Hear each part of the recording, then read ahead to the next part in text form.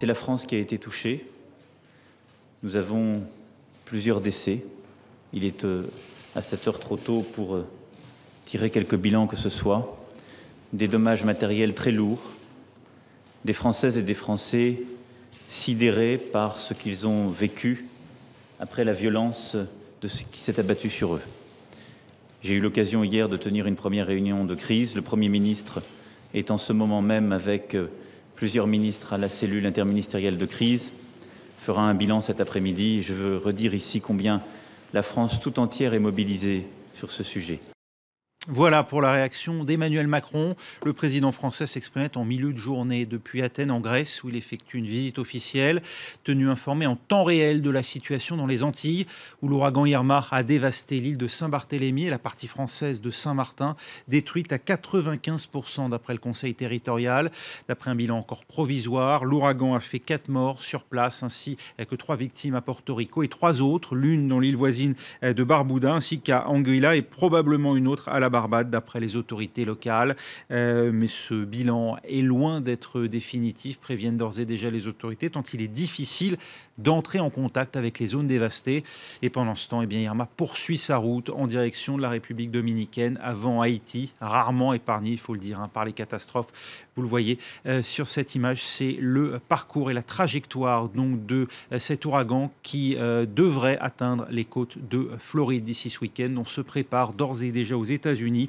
Avec nous pour en parler, j'accueille Émilie Alberola. Vous êtes économiste, spécialiste de la politique climatique à I4C, l'Institut pour l'économie du climat. Merci d'être avec nous. Merci également à Adrien Tomarchio. Vous êtes porte-parole de l'ONG Acted qui intervient auprès des populations en période de crise.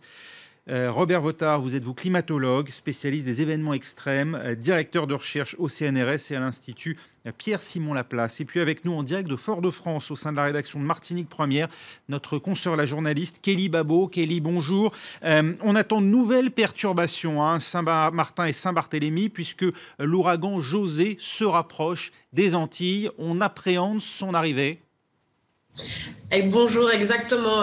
Et ça ne touchera pas que Saint-Martin, en tout cas l'ouragan José ne touchera pas que Saint-Martin et Saint-Barthélemy de nouveau. La Martinique est aussi très certainement, elle menacée. Nous n'avons pas encore de certitude sur la trajectoire de cet ouragan de ce cyclone qui s'est transformé très récemment en ouragan. Météo France l'a redit aujourd'hui, hier également.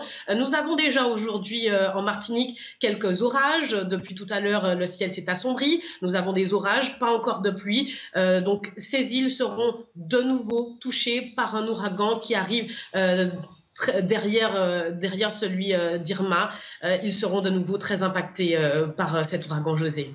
On n'en sait plus sur l'état des dévastations à Saint-Barthélemy et Saint-Martin. Je vous le disais, le président du Conseil territorial français, Daniel Gipes, parlait de 95%, soit la quasi-totalité de l'île détruite. Concrètement, qu'est-ce qu'on entend par un tel chiffre ? Effectivement, les premiers retours que nous avons pu avoir au sein de notre rédaction, mais au sein personnel, parce que nous avons quelques contacts sur ces îles. Alors, les communications ont été rétablies très récemment.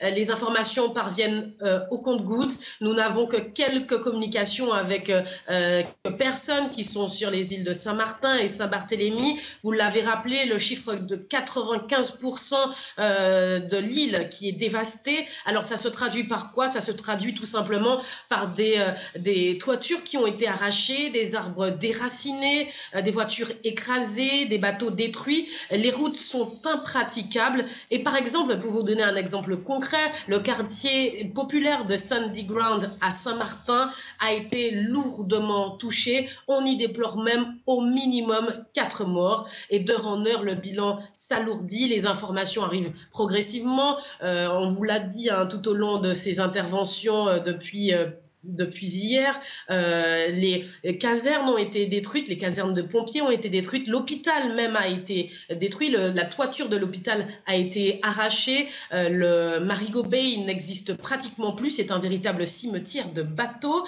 ainsi que la partie de Saint-Barthélemy où il y avait les marinas, les hôtels, tout cela a été dévasté. C'est un véritable carnage, on peut le dire.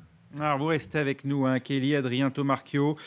Comment expliquez-vous ce qu'indiquait la ministre française des Outre-mer, Annick Girardin? D'après elle, 7000 personnes ont refusé de se mettre à l'abri malgré l'arrivée de cet ouragan dont on anticipait, et d'ores et déjà hier, les conséquences dramatiques.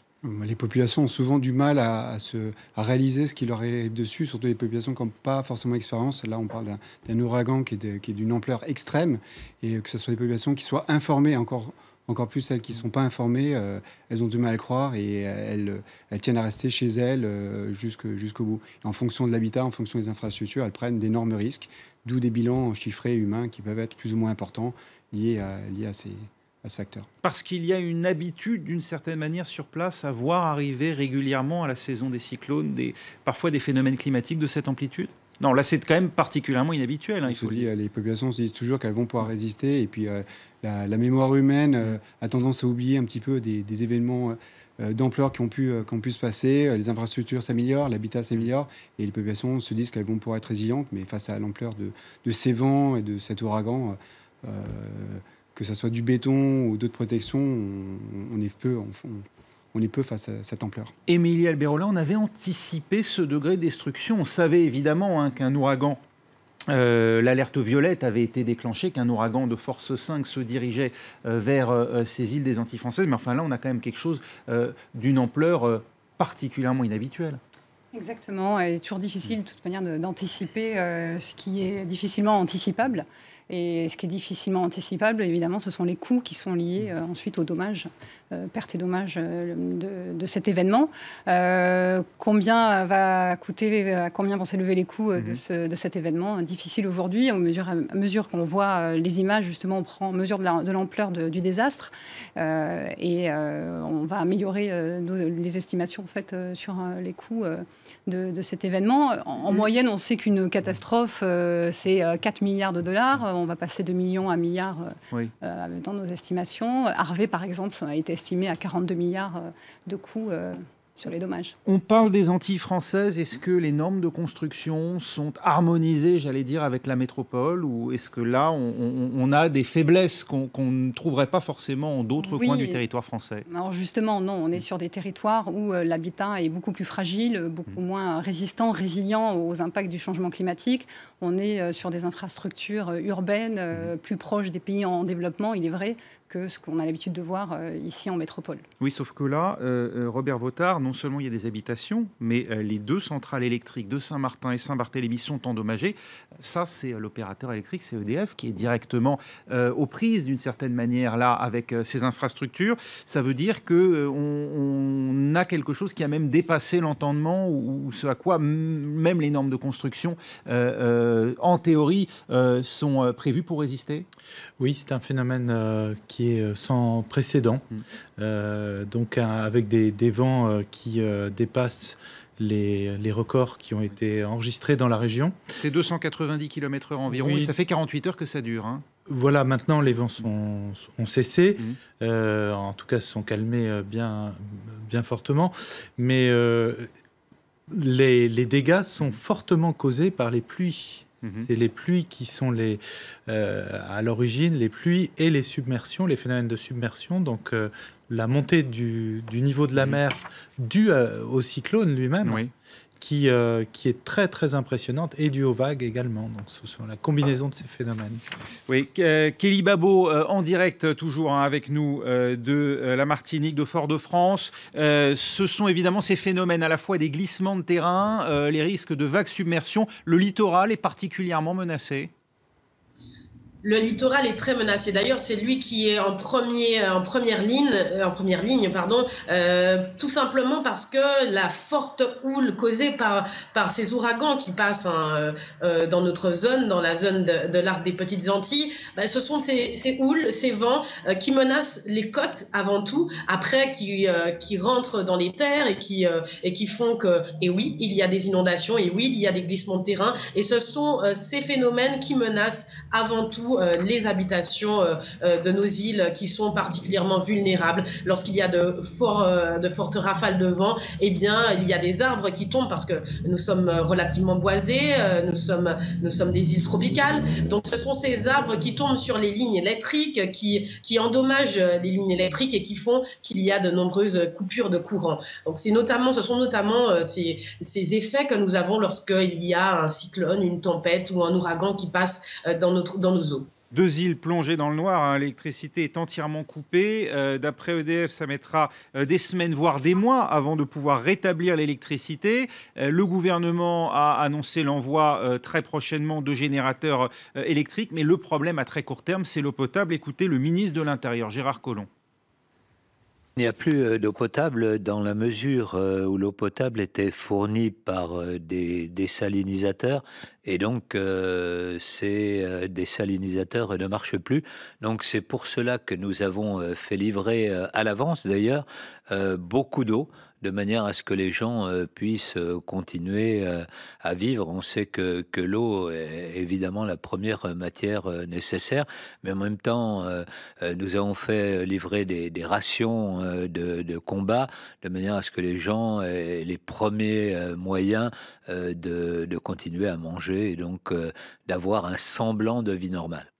Kelly Babo, ce qui permet encore d'acheminer cette aide, c'est l'aéroport de Saint-Martin qui est toujours ouvert et ce sera fait depuis l'île voisine de la Guadeloupe. Exactement, mais le transport sera très difficile.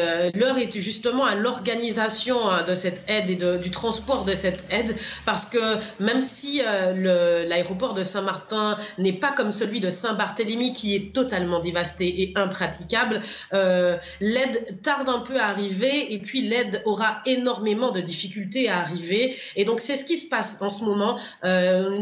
Il y a un peu une atmosphère d'organisation, de réflexion pour savoir comment les choses vont réellement bien s'organiser parce que la population a véritablement besoin d'aide. Elle est totalement désemparée face à ce phénomène qui a dévasté 95% de l'île, on le rappelle encore. Donc voilà, l'heure est à l'organisation, même ici en Martinique. Écoutez, les pompiers, la Croix-Rouge notamment s'organisent. Aujourd'hui, à l'heure où je vous parle, l'heure est à l'organisation de tout le matériel nécessaire, les kits de premier secours, les abris, purificateurs d'eau. Vous avez parlé de l'eau potable tout à l'heure. Il y a des purificateurs d'eau qui ne vont pas tarder à partir de la Martinique en direction de Saint-Martin et de Saint-Barthélemy pour aider la population à avoir les premières denrées, en tout cas le matériel de première nécessité pour survivre. Parce que là, l'heure maintenant, après le passage de l'ouragan, l'heure est réellement à la survie, savoir comment on va vivre demain matin avec tous ces dégâts, avec tout ce qu'il y a autour de nous, en tout cas autour d'eux, sur ces îles voisines. Donc voilà. Et puis, à ce moment-là, ce qui est prévu, c'est l'acheminement par hélicoptère, c'est ce qui paraît le plus plausible, c'est ce qui paraît le plus rapide également, et puis par bateau. Au moment où je vous parle encore, il y a des équipes de pompiers qui partent de la Martinique direction la Guadeloupe, par bateau, mais aussi par avion. Donc voilà, l'heure est à l'organisation de cette aide pour pouvoir aider le plus rapidement possible les habitants de Saint-Martin et Saint-Barthélemy.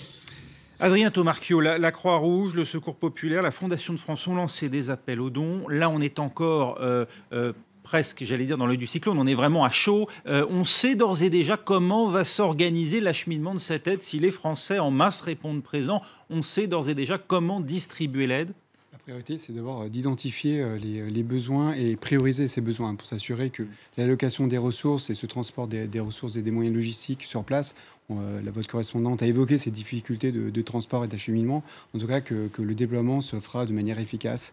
Donc la première priorité, c'est faire une évaluation des besoins le plus rapidement possible après le passage d'Irma. Puis après, c'est organiser cette logistique en s'appuyant sur les forces et les faiblesses de chacun, et les forces de déploiement militaire, aéroporté, pour accéder aux populations les plus isolées qui ont le plus gros besoin. Vous avez, vous, des effectifs sur place? Nous, en Haïti, qui n'a pas été encore frappé, mais qui va être frappé ce soir. On va en parler justement, oui. Voilà, c'est sur en Haïti. Quels sont les besoins? Quelle est la nature des besoins qui remontent? Évidemment, on imagine que ce ne sont pas forcément les mêmes en Haïti et à Saint-Barthélemy, par exemple, ou à Saint-Martin. Après une catastrophe, on est sur à peu près toujours les mêmes problématiques. Hein. C'est se protéger, pouvoir se retrouver avec une famille, donc protéger son habitat.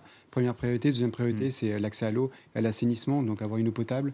Et ça, c'est un besoin pour toutes les populations. Et puis après, en fonction des situations, ça peut être accéder à des besoins alimentaires et de première nécessité. Mais l'eau est la priorité pour toutes les populations, que ce soit Haïti ou des pays, des territoires développés. De manière très prosaïque, Saint-Martin, un aéroport qui fonctionne, ce n'est pas le cas à Saint-Barthélemy. Comment l'aide là-bas pourra être acheminée par moyen héliporté? Ça va être les hélicoptères, puis après, il faut être les hélicoptères, les bateaux, puis après, il faut aussi penser au déploiement des moyens dans les îles, donc ça peut être des voitures, des motos, et puis parfois aussi des ânes. Et puis, Émilie Alberola, on parle effectivement l'eau potable, c'est un enjeu à très très court terme. Et puis, il y a aussi ce qui pouvait sembler moins important, mais néanmoins c'était l'urgence aussi, rétablir les communications téléphoniques, puisque les téléphones mobiles étaient quasiment, même totalement, inutilisables. Orange annonce la rouverture de ces réseaux. Ça, c'est important aussi. Bien sûr que c'est important. La communication est importante justement pour acheminer l'ensemble de l'aide auprès des populations. C'est important d'avoir de l'information depuis évidemment la France sur ce qui est en train de se passer sur les territoires en Outre-mer. Robert Bottard, pour vous, l'urgence actuellement, c'est quoi concrètement? Quel est le principal problème qui va se poser à ces îles dévastées? C'est de reconstruire, c'est d'apporter les soins nécessaires, bien entendu, et de progressivement reconstruire. Mais là, on est dans un schéma d'urgence extrême, je pense. Oui, et là, on a en plus un problème supplémentaire, puisque Irma se dirige vers la République dominicaine et Haïti, où de nombreux quartiers sont toujours aujourd'hui constitués de toits en tôle, de cabanes en bois, après le passage de l'ouragan Matthew en 2016, et puis du tremblement de terre qui n'a jamais été véritablement surmonté. Est-ce que ça aussi, ça pose un problème d'exposition même de ces populations? Oui, alors ça démontre bien que le climat, les populations sont de façon différente sensibles au climat. On va peut-être voir malheureusement la démonstration de ce fait-là, avec une différence entre des populations informées, préparées, et des populations peut-être beaucoup plus vulnérables aux aléas climatiques, ce qui laisse penser à ces questions de vulnérabilité pour le futur. On va en reparler justement dans un instant. Ce sera la deuxième partie de cette édition spéciale. Restez avec nous, on se retrouve tout de suite.